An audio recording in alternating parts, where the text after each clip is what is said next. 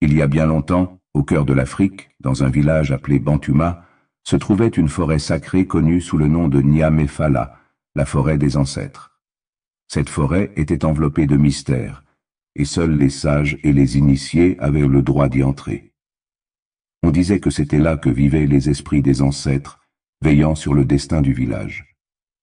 Un jour, un jeune homme du nom de Kelechi, animé par une soif insatiable de savoir, décida de braver l'interdit.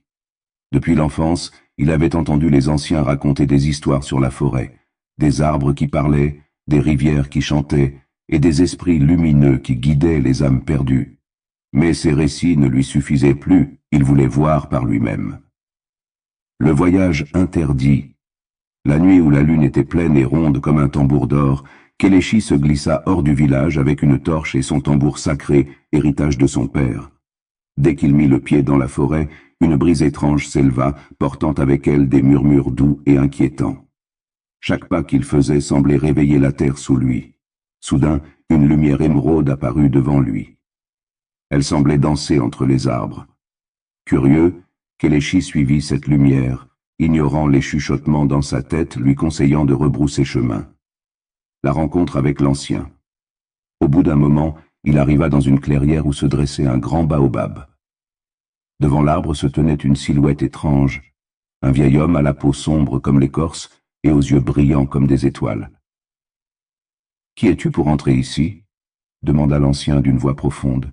« Je suis Kelechi, fils de Mandu, et je suis venu chercher la vérité sur la forêt des ancêtres. » Le vieil homme le fixa longuement, puis tendit la main. « Si tu veux la vérité, donne-moi ton tambour. » Kelechi hésita. Ce tambour était tout ce qui lui restait de son père, mais il finit par le céder.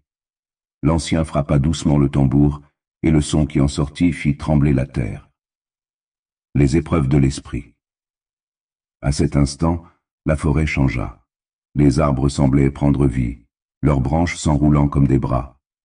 Les feuilles chuchotaient des mots qu'ils ne comprenaient pas. Puis, 3 figures lumineuses apparurent. La femme de la rivière. Elle tenait une jarre remplie d'eau scintillante. Le guerrier du vent. Son corps semblait fait d'air tourbillonnant. Le sage de la terre. Il portait une pierre brillante dans sa main. Chacun lui proposa une épreuve. Boire l'eau de la rivière, affronter le vent furieux ou résoudre une énigme de la terre. Kelechi choisit de boire l'eau. Lorsqu'il porta la jarre à ses lèvres, il sentit une chaleur envahir son corps et des visions l'assaillirent. Il vit son village prospérer mais aussi sombrer dans le chaos si les traditions étaient oubliées. La leçon des ancêtres. Quand il rouvrit les yeux, il était de retour devant le grand baobab. L'ancien lui tendit le tambour, mais il était différent. Les symboles des ancêtres y étaient gravés. Retiens ceci, Kelechi. La sagesse des ancêtres ne se trouve pas dans la désobéissance, mais dans l'écoute.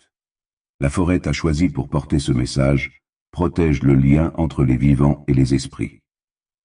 Kelechi quitta la forêt au lever du jour. Transformé, il devint le conteur et le gardien des traditions, veillant à ce que le village honore toujours ses ancêtres.